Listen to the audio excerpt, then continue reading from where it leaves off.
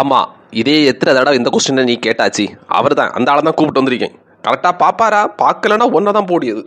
அவங்கள நீங்க பாக்குறதுக்கு நல்ல டெக்னாலஜியான ஆள் இருக்கு. இன்னமும் அந்த பழைய காலத்தை வச்சு யோசித்துட்டே இருக்குதியா? உனக்கு என்ன தெரியும்? நீ சின்ன பையன், அங்க ஓரமா போய் நில்லு. எப்ப நான் வருவான்? நானும் வெயிட் பண்ணிட்டு இருக்கேன். நமக்கு வேலை இருக்கு. கொஞ்சம் போரு, இப்ப வந்துருவான். நான் வந்துட்டாருல தேங்காயோட. எனக்கு அப்பவே தெரியும் அவர் கரெக்டான நேரத்துல வருவாரு. நம்ம ஊர் தாமிரபரணி கன்னியாகுமரி கடலுக்கே வெள்ளம் இருக்கான்னு பாக்குறாரு. என்ன இந்த அளவு நம்மள நம்பிக்கிட்டு இருக்கணும்? சரி, இங்கே ஒரு உருட்டிடுவோம். அண்ணா, இந்த தேங்காய் தின்னக்கு தருவீங்களா? யாருங்க இந்த சின்ன பையன் எல்லாம் உள்ள விட்டது? ஐயா, அவன் எனக்கு பயராய். காலேஜ் படிச்சேன், பார்க்கதான் சின்ன பையன் போல இருக்கியாய். சரி, நம்ம உருட்டுவோமா? எந்த இடத்துல இருக்குன்னு பாப்போம். எப்பா, அவர் போய் பக்கத்து விளக்காருக்கும் போயிடுவார் போல இருக்குது. இன்னும் உருட்ட இல்லையா? மோன சத்தம் போடாத, கேட்டா கொம்மை சண்டை வந்துருவா. இது கொம்மையோட ரெக்கமெண்ட். என்ன ஒன்னும் உருள மாட்டேங்குது. இதுக்கு முன்ன உருளணுமே, ஏதாவது சமாளிப்போம். அங்க என்ன ரெண்டு பேரும் குசு குசுன்னு பேசுறியா?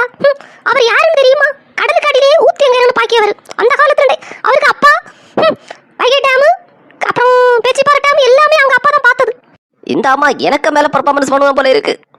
அங்க அண்ணா தெரியுதே வீடு, அதுவும் உங்களுக்கு தான். இல்லைங்க, நீங்க அப்படியே போயிட்டு இருந்தா அது அடுத்தவங்கள விலை ஆகிரும். இங்க நல்லா பாருங்க. இவன் வேற பின்னாடியே நிக்கானே, என்ன பண்ணது? எனக்கு தேங்காய் வேற ஊர்ல இல்லையே. வீணா போனவன் எவன்டா இங்க கல்ல தூக்கி போட்டது? இப்ப நான் கீழே விழுந்துட்டேனே. ஐயோ, நான் எப்படி சமாளிச்சேனா இனி இவங்கள? கீழே எல்லாம் விழுந்தாரு. என்ன செல்வாயின்னு பாப்போம் நமக்கும். ஐயா, என்ன அங்க விழுந்துட்டியா? மா, உங்களுக்கு அதிர்ஷ்டம். இது அங்க விழல, அப்படியே உள்ள இருக்க தண்ணி இழுத்தது. Magnetic force. எங்க போனா கூட இப்படி வந்தது இல்ல. உங்க இடத்துல பயங்கர தண்ணி, அடியில டேமே ஓடுது மாதிரி இருக்குது. அது எனக்கு தெரியும், அதனால உங்களை கூப்பிட்டது.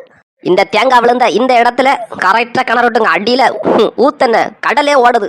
இதுதான் மெயின் வே நம்மளோடது. இங்க தான் நம்ம கார்லாம் கொண்டு வரணும். இதுல வெட்டினா வீட மறைச்சி அங்க கிணறு வெட்டுது. இவன் என்ன பின்னாடி வந்து நிக்கேன். உருட்டு உலகநாதா, உண்மையை சொல்லு. காலு தட்டி தானே கீழே விழுந்த. இரட்டையே உருட்டாத. வாயில போடு. எப்பேற்பட்ட தண்ணி அடியில ஓடுது. ஏமா, இது ஒரு வழிமா? இந்த வழியில வந்து இந்த கிணறு வெட்டினா எப்படி கார்லாம் உள்ள கொண்டு வரது? இந்த ஆளு செல்லியாருன்னு இதை கேட்டு இருக்காத. இது வழி. என்ன நீங்க இப்படி எல்லாம் பண்ணுதியா? நீ என்ன அவமானப்படுத்த இருக்கியா? அங்க பேர் பக்கத்து வீட்டுக்காரி, அவ எங்க கிணறு வெட்டியான்னு பாரு. இவர் கணிச்சு கொடுத்த கணிப்புல கடல் மாதிரி தண்ணி. எனக்கு நீ சொல்லி இடத்துல வெட்டினா அங்க தண்ணியே இருக்காது, ஒண்ணும் இருக்காது. அவரை கூட்டி வந்து என்னைய அவமானப்படுத்துறியா? நான் அதை சொல்லல. இந்த இடத்துல வெட்டினா டோட்டல் பிளானே நம்ம மாத்த வேண்டியது இருக்கும். நல்ல பக்கத்துல இருக்க எல்லாத்தையும் எடுக்க வேண்டியது இருக்கும். ஐயா, வேற இடம் பாருங்க. யோ, இன்னும் அங்க என்னைய பாத்துட்டு இருக்கியா? பையனை பாரு.